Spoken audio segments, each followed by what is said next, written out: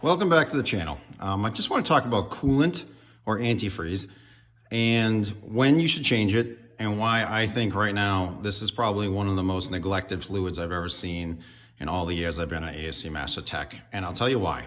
First of all, when you used to have timing belts, we get in there at about 100,000 miles. We take the timing cover off, we take the belt off, and we change a water pump. Therefore, you would get a complete system exchange of coolant. And right now, we have timing chains. So the timing chains don't get replaced. Therefore, your water pump's not getting replaced. And the person that buys the vehicle initially, they keep it 3 years, 4 years. There's 38 to 50,000 miles on it. You trade it in. The dealer takes a look at it. They do their 52-point inspection. You know what I mean? They throw tires on it. They slap some pads on it. They change the oil and off you go. And then the second person buys it. And then they trade it in at 90K. And then the used car lot buys it. They top off the fluids. They change fluids. They look it over.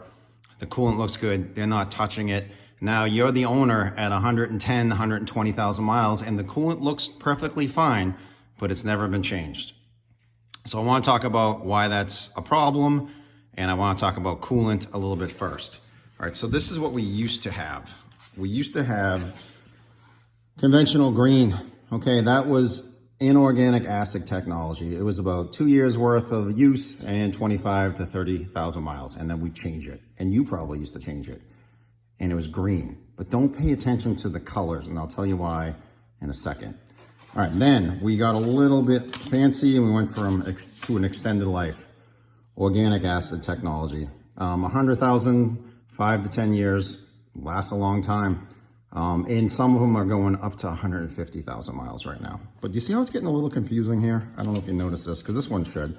This one's called POT, phosphorus organic acid technology. Confusing. It's confusing to me. I don't really know exactly what it means. I do know that all of them contain ethylene glycol, and it's about 95% ethylene glycol. And these are your additives. And these are supposed to last longer.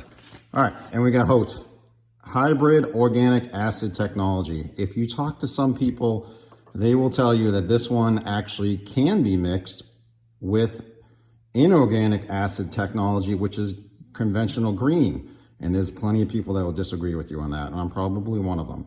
So my best advice to you, because you don't know what exactly these things are, and I don't either, this is what I would do. I would not mess around with anything. I would just go ahead and I would purchase whatever the manufacturer requires or whatever is considered their OE formula. Because this is something you're only changing once every 5 to 10 years or every 50 to 100,000 miles. It's not oil where you're changing it every 5,000. So to avoid some of this confusion, just buy OE. That would be the simple thing.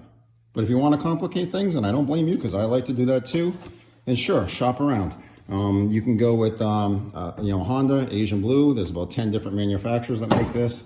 You can go all makes, all models, where supposedly you can mix this and you're not going to have any issue. You can go Asian Red, you can go German, you can go all these different things that fit your formula, and that's okay. Like, for instance, this is Hyundai's long life coolant, and this just goes to show you that color does not matter at all. This is what their color looks like, and they're all different colors and different brands. And check this out. All right, so this is Hyundai's. And that sure looks a lot like conventional green, but it's not. So you gotta be careful with the dyes and don't pay attention to them too much because they don't really mean anything.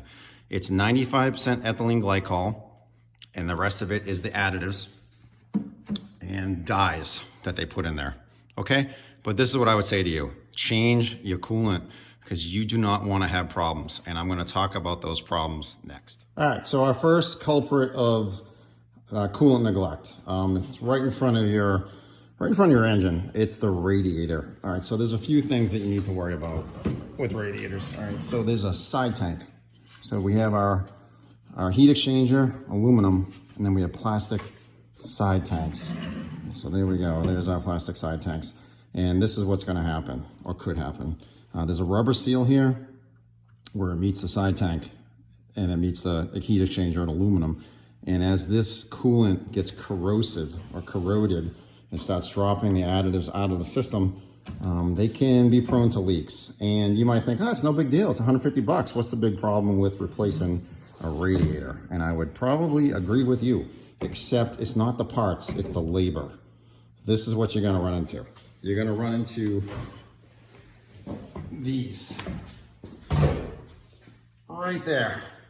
This sucker is gonna be sitting right in front of your radiator, and this is a condenser. So this is gonna have to be removed. The system is gonna have to be evacuated probably, and it's gonna need to be removed. And that's labor.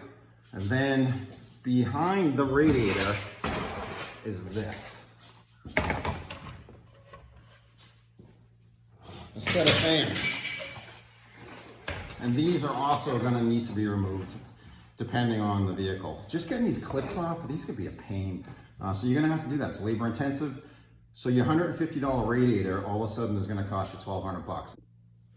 Okay, a couple other things, a couple other components. But before I start that, be careful with this stuff.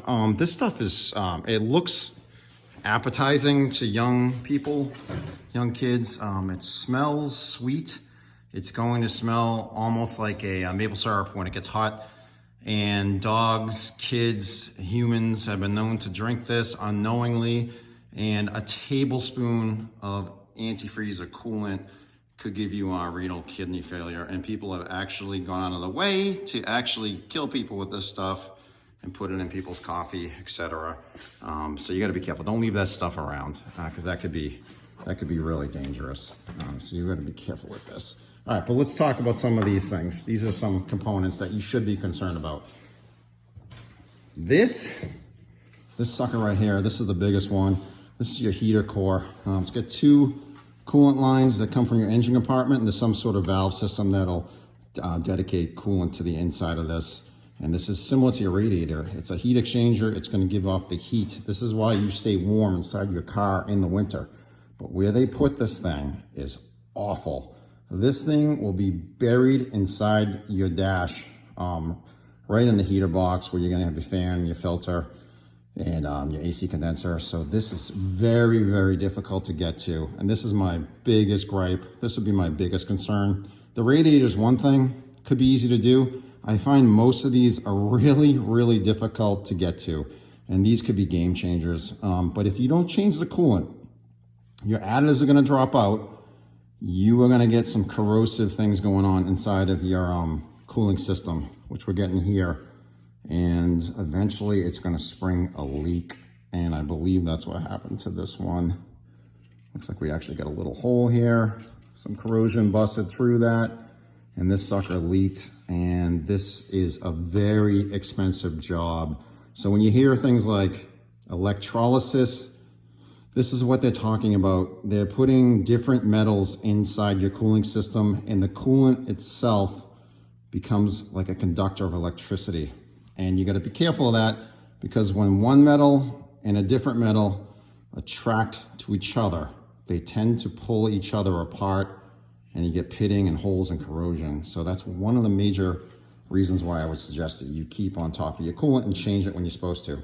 This is probably the biggest one, because this is the end of your vehicle. If it's old, you might say, I'm not doing that. I'm not spending $3,000 to change a part that's 90 bucks, and I wouldn't blame you, because it's expensive. This is the other one. These are water pumps. So the water pumps themselves, if you can see that little hole? That's a weep hole. So inside here, there is a shaft, okay? And there is a seal. And when that coolant gets corrosive, or if you're using the wrong coolant, you can accelerate the wear of that seal. And then that seal is gonna let some of the coolant in to this area here. It'll tell you it's leaking. But the problem is too, this is the other problem with just the pure leak of it. The other problem is there's bearings in here that allow the shaft to move, and this thing's moving fast. It's got to spin that impeller really quick, because this is the heart of your cooling system.